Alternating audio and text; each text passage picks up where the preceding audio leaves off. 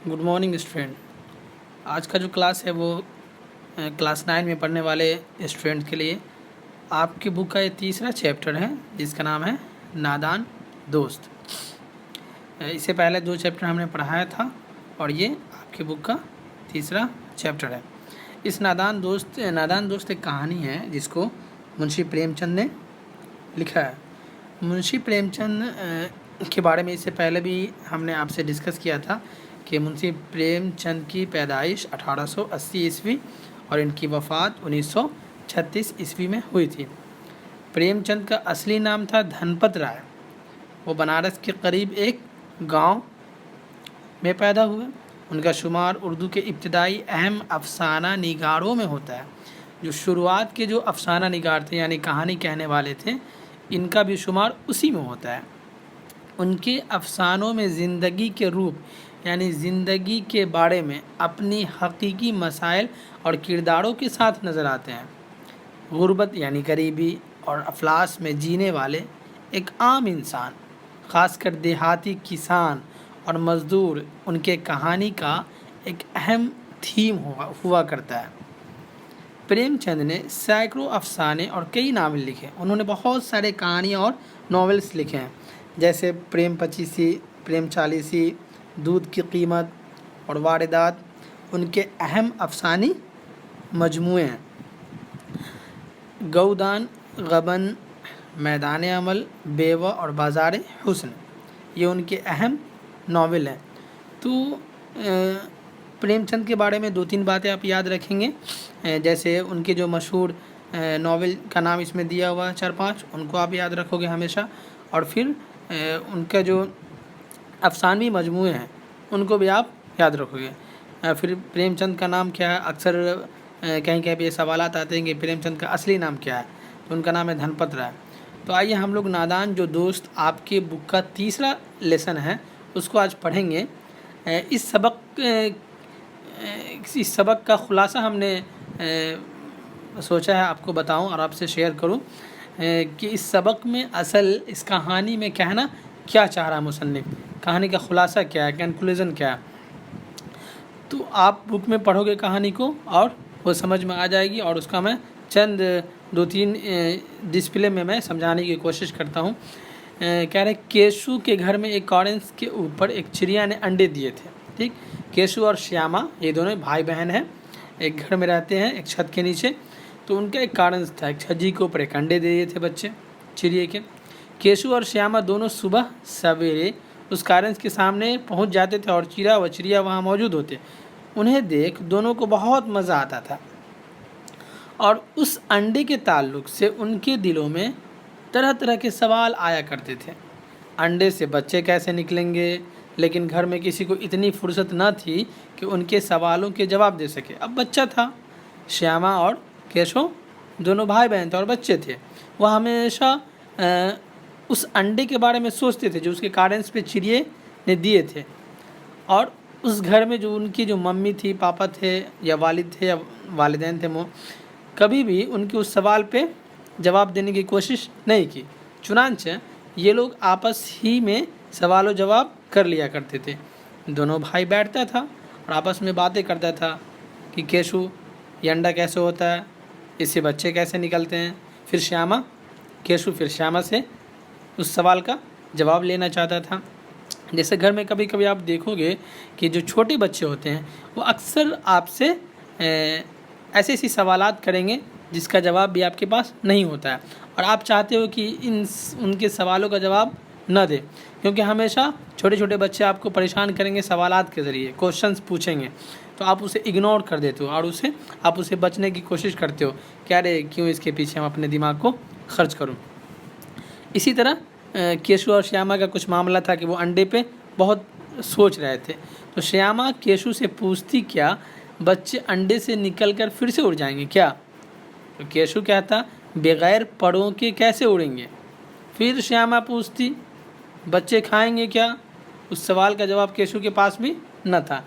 यानी श्यामा जो है केशु से पूछती कि क्या बच्चे अंडे से निकलकर फिर से उड़ जाएंगे। केशु कहता बगैर परों के कैसे उड़ेंगे, यानी बच्ची थी, हो सकता है उसको समझना था कि बच्चे से अंडे जो निकलेंगे तो ऐसे ही उड़ने लगेंगे या उसके पास पड़ भी होंगे उड़ने के लिए। तो श्यामा पूछती बच्चे खाएंगे क्या, तो सवाल का जवाब केशु नहीं दे पाता। हो सकता है केशु उसका बड़ा भाई रहा होगा। चुनांचे उन्होंने कारंस पर थोड़ा सा दाना भी रख दिया। घोंसले के ऊपर दोनों ने कोड़े की टोकरी में कागज़ ठूस कर एक टहनी से ढककर छत भी बना दी। जब उनके फादर यानी वालिद दफ्तर चले गए और माँ सो गई तो बच्चे आंख बचाकर बाहर चले आए और मेज़ पर स्टूल रखकर कारंस के घोंसले में देखा। वहाँ 2-4 तिनके और 3 अंडे पड़े हुए थे। चिड़िया दोनों बाहर जा चुके थे। केशु ने वहाँ खाने पीने की चीज़ें रख दी और वहाँ से उतर आया। श्यामा अंडे देखने की ज़िद करने लगी, यानी बार बार इसरार करने लगी कि हम देखेंगे ही। दोनों में झगड़ा होने लगा। माँ की आंखें खुल गई कि आखिर ये दोनों लड़ क्यों रहा आपस में। माँ ने दोनों को डांट कर फिर सुला दिया। अब की बार श्यामा अकेले बाहर गई तो उसे अंडे नीचे टूटे हुए मिले और बच्चे कहीं नज़र न आए। उसने केशु को जगाया। दोनों फिर उसी जगह गए। इधर माँ की भी आंख खुल गई। उसने बच्चों को बताया कि ये अंडे गंदे हो गए हैं, अब चिड़िया उन पर नहीं बैठेगी। तुमने उन 3 अंडों की जान ले ली, अब तुम्हें पाप लगेगा। केशु उस पर बहुत पछताया। दोनों चिड़िया फिर कभी नज़र न आए। यानी इस कहानी से उन बच्चों को ये समझ में आ गई कि जब अंडा नीचे गिर गया तो अब चिड़िया कभी भी उस पर न बैठेगी और कभी भी वापस घर में ना आएगी। उसकी माँ ने उसे समझाया कि आपने इसे छू दिया, उसे टच कर गया, वो नीचे गिर गया, अब कभी भी चिड़िया नहीं आएगी। यानी बच्चे को अपनी गलती का एहसास हो गया कि शायद हमको उसे छेड़छाड़ नहीं करनी चाहिए थी। वो जैसे जिस हाल पे था छोड़ देनी चाहिए, लेकिन उसे क्या पता, वो तो बच्चा था। घरों में कभी कभी बच्चे ऐसे होते हैं जिस चीज़ को न छूना चाहिए उसे भी छूने की कोशिश करते हैं। जब वो चीज़ ख़राब हो जाता है तब वो चुपके से मम्मी के पास जाकर रोने लगेगा कि मम्मी ये ऐसे हो गया है। तो वो बच्चे की जो माँ होती है वो समझ जाती है कि अच्छा ऐसा गलती किया है। वो समझाती है कि ऐसा नहीं करना चाहिए। फॉर एग्ज़ाम्पल, अगर कोई बच्चा है वो शीशे के गिलास में अगर पानी पीना चाह रहा है, वो पानी पी रहा और उसे पटक दिया, उसे पता ही नहीं कि गिरने के बाद फूट भी जाएगा। तो ये सब ऐसे चीज़ है जो बच्चे बचपन में पहली बार करते हैं, फिर वो उसे सीखते हैं कि अच्छा ये इस सामान को अगर गिराएंगे तो ये फूट सकता है। ऐसे करके वो अपने अंदर एक नॉलेज गेन करते हैं। तो इसी तरह श्यामा और केशु दोनों आपस में ये जो कहानी है उस चिड़िया और चिड़िया के अंडे के बारे में ठीक इसी तरह से वो समझ जाते हैं कि अंडे जब गिर गए, गंदे हो गए, तो ये अंडे से फिर बच्चे दोबारा ना निकलेंगे। उनकी माँ ने समझा दिया।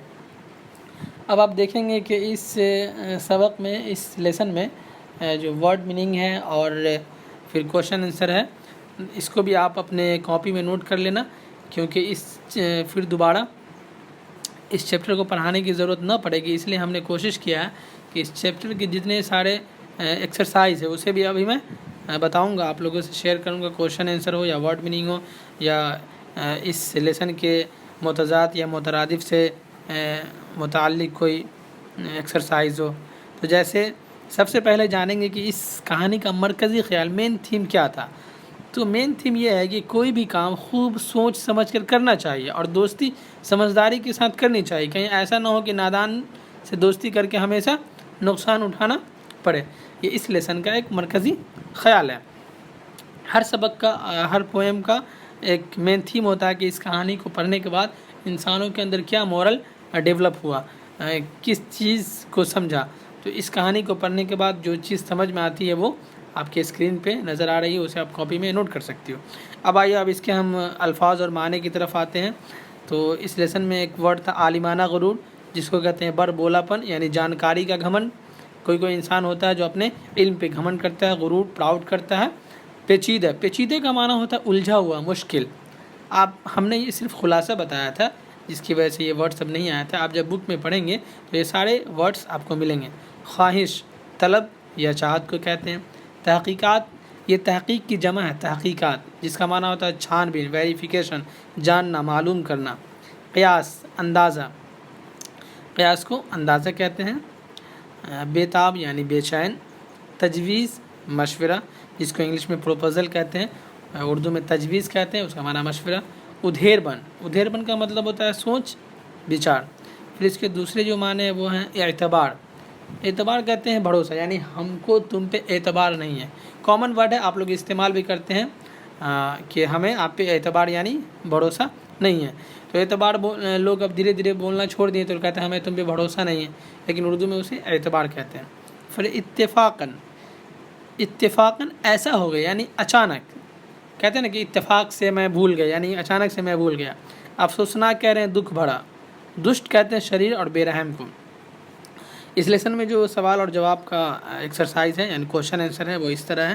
पहला क्वेश्चन है, घोंसला देखकर बच्चों के दिल में क्या ख्वाहिश पैदा हुई? तो इसका जवाब है, घोंसला देखकर बच्चों के दिल में ख्वाहिश पैदा हुई कि अंडों को धूप से बचाया जाए और खाने की चीज़ें घोंसले के करीब ही रख दी जाए। यानी जो अंडा था वो चिड़िया का उसे धूप से बचाया और खाने की जो चीज़ थी घोंसले के करीब रख दी जाए, ताकि वो चिड़िया उड़िया खाएगा या फिर उसके जो बच्चे होंगे, ये दोनों आपस में सोच रहे थे। फिर इसका जो दूसरा क्वेश्चन है, दूसरे जो सवाल हैं वो है, घोंसले तक पहुंचने की केशु ने क्या तरकीब की? तरकीब की जमा होती है तराकीब या तरकीबात। तो घोंसले तक पहुंचने की केशु ने क्या तरकीब निकाली? तो जवाब है इसका, घोंसले तक पहुंचने के लिए उन्होंने स्टूल पर चौकी रखी और उसके बाद केशु घोंसले तक पहुंचा। श्यामा ने नीचे से स्टूल को पकड़ा ताकि वह गिर न जाए। इसी तरह तीसरा जो सवाल है वह, श्यामा को अपने भाई केशु पर तरस क्यों नहीं आया? तो इसका जवाब है, चूँकि केशु ने श्यामा को अंडे नहीं दिखाए थे, इसलिए जब माँ ने उसे डांटा तो श्यामा उस पर बिल्कुल तरस नहीं आया, यानी श्यामा को उस पर तरस नहीं है और उसने माँ से शिकायत कर दी कि भैया ने अंडों को छेड़ा था। यानी जब अंडे नहीं दिखाए केशु ने श्यामा को, तो श्यामा ने माँ से शिकायत कर दी कि भैया ने ही छुआया था, इसलिए वो गिर गया। फिर चौथा जो इसका क्वेश्चन है वह है, परिंदों के अंडों को क्यों नहीं छूना चाहिए? तो इसका जवाब है कि परिंदों के अंडों को छूने से वह गंदे हो जाते हैं और वह उन्हें छोड़ देते हैं, इसलिए उन्हें नहीं छूना चाहिए। एक इससे आपके अंदर इल्म सीखने को मिला, एक चीज़ की परिंदों कोई भी चिड़िया उसके अंडे को नहीं छूना चाहिए, छूने से वो जैसे ही आपका हाथ लगेगा वो गंदा हो जाएगा और वो चिड़िया उसे छोड़ कर चली जाएगी। पाँचवा और आखिरी सवाल है, घोंसले से ज़मीन पर अंडे किसने गिरा दिए और क्यों गिराए? तो इसका जवाब है, चिड़िया ही ने अंडे ज़मीन पर गिरा दिए थे, क्योंकि वह अंडे बच्चों के छेड़ने से गंदे हो चुके थे और उससे बच्चे नहीं निकलते, इसीलिए चिड़िया ने उसे गिरा दिया। अब इस लेसन का जो बचा हुआ एक्सरसाइज है उसे मैं दूसरे दिन बताऊंगा।